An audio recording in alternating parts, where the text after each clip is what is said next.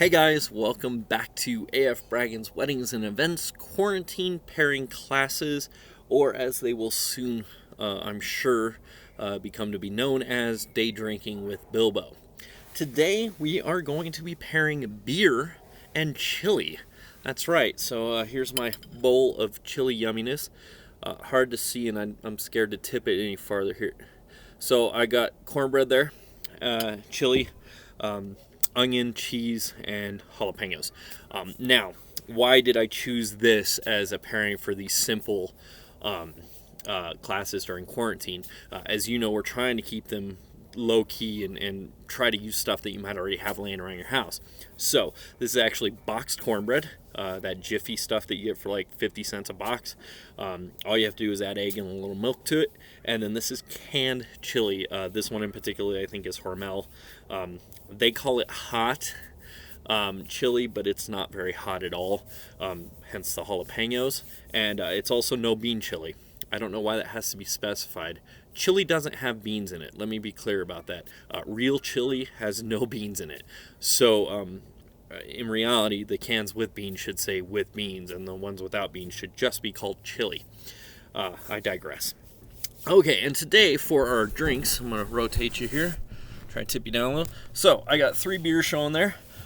Here on the left, we're highlighting a local brewery to Southern California. This is formerly known as Dale Brothers, but this is Last Name Brewing Company. We'll be trying their Subliminal Lemon Lager.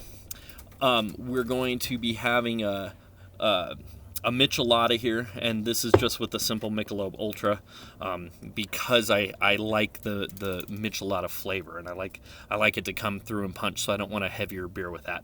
And then over here we've got a horchata porter from local to Crestline, California, Three Marm Brewing Company. Buddy of mine, Andrew, founded it. Same name as me, yeah.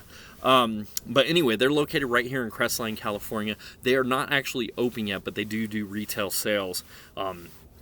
And specifically during this stay-at-home period that we're all kind of in right now, I know both Last Name and Three Marm do delivery and curbside pickup for you. So please still go support your local breweries wherever you might be. There are so many great breweries here in Southern California. Please go support them. Either order and have them deliver, or go do a curbside pickup with them. We all got to drink, right? So anyway, today, chili and beer. So we're gonna start with taking a sip of our it's subliminal. It's a play on subliminal, but it's subliminal lemon lager here.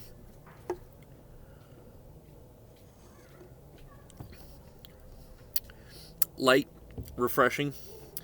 Man, I wish I was sitting over at Lake Gregory right now. Wow. Sorry I took a second sip there.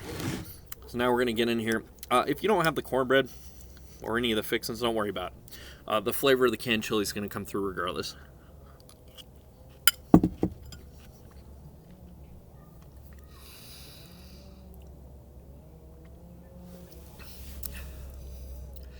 Well, if that's not just a combination that's tasty.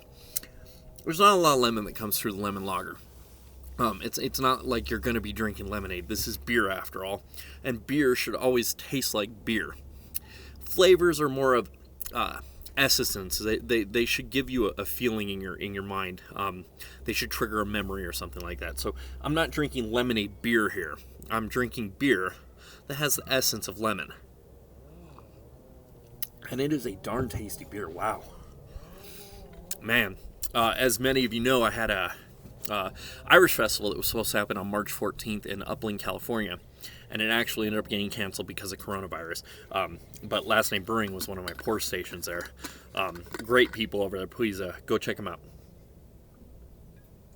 As always, cleanse your palate between tastings. A little bit of water does the trick. Moving on to my delicious Michelada. Now, I like Micheladas, and this is relatively recently, maybe 3-4 years ago.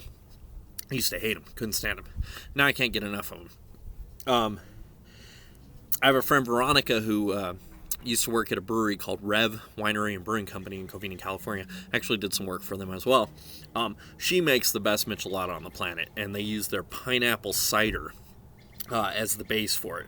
Today, as I stated, I'm using Michelob Ultra. My parents drink it a lot because it is a diet beer, so it's low carbs. It's cheap, relatively inexpensive, tastes better than Coors or Bud Light. But it makes a really great base for a michelada, so that's my preferred beer when I'm doing a michelada. I'm going to take one more sip because I've been talking a little while. And then we're going to jump right on in to another bite of chili.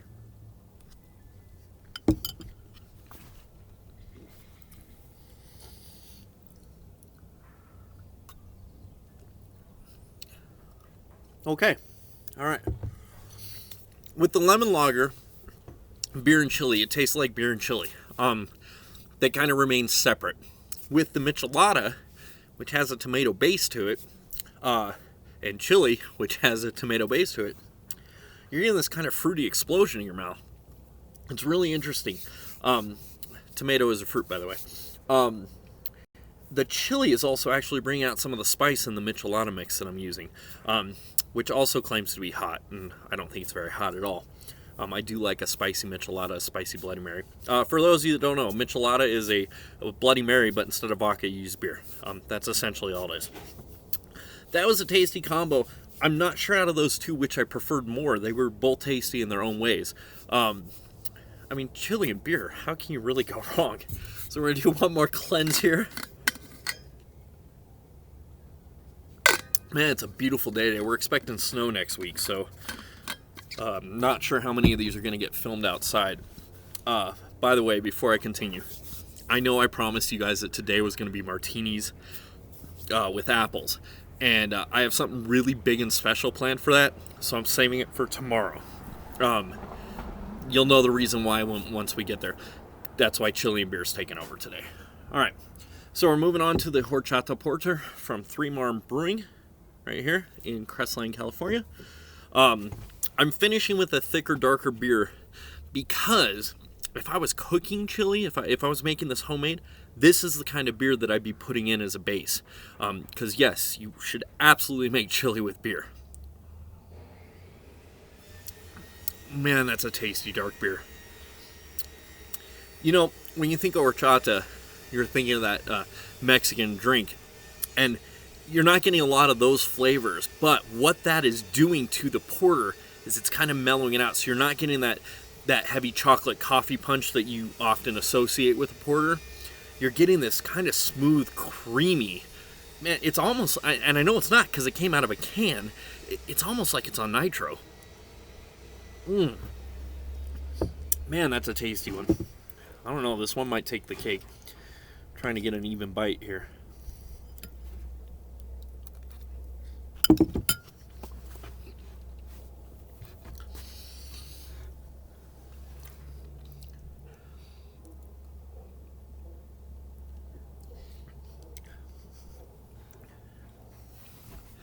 Now, hang on a minute.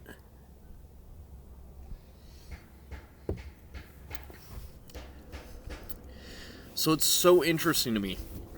My bowl of chili is a cornbread, which is dry, and then this wet kind of, I don't know, it's a canned chili. It's just kind of globby, if you will. It's not chunky like if you were making a chili at home and you were using real ingredients. And then I've got these disjointed, fresh cheese and onions and jalapenos on top. So it's this mixed bite that you're getting where the textures are all varying in your mouth.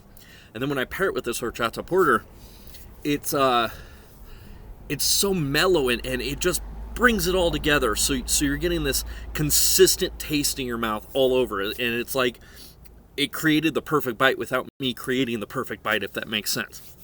Now, that being said, all three beers went perfectly with this chili. And my other classes, there was always one that kind of didn't, or there was only one that did.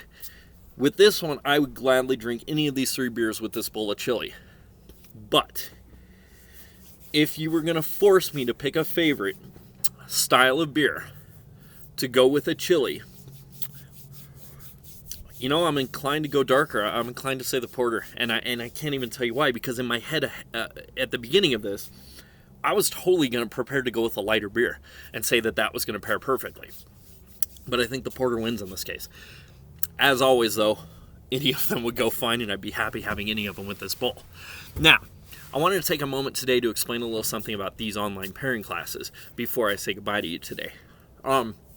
You're kind of getting a sneak peek at what goes on for my real life pairing classes when I'm prepping for them. So typically when you come to the pairing class, ranges from $20 to $35 a person, depending on what the class, what we're serving, that kind of thing, who my partner is, if I'm using a chef or a restaurant or a specific brewery to provide the product, the cost can vary there. But prior to you actually coming into that class, I spend hours sacrificing for you doing different tastings like this. So what I'll do is I'll pick let's say I'm at a specific brewery and they say these are the 5 beers we want to highlight for the pairing class. I then create a menu based on those 5 beers. In order to do that, I have to try all 5 of those beers with a variety of foods, and then I have to make sure that the foods go together, blah blah blah. So watching these online ones, you're getting kind of a sneak peek at what goes on when it goes into planning those pairing classes. So I hope it's fun for you. As always, if you're interested, you can drop us a little cash down at the Venmo or the Google Pay links that are located in the description. Also, if you want to book a pairing class for a future date, obviously, private ones in your house start at only $300. You can get info at www.afbragginsweddings.com. And please, please, please keep in mind, while we're sheltering in place, you might be going a little stir crazy in your house, but we're all in this together. So remember to wash your hands, stay 6 feet away from other people, and please, please, if you can avoid it, don't go out, just stay home. Hope you guys are hanging in there. Have a wonderful day. I can't wait to see you tomorrow.